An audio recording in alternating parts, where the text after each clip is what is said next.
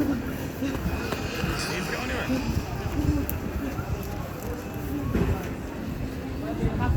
have to have a clear plan there.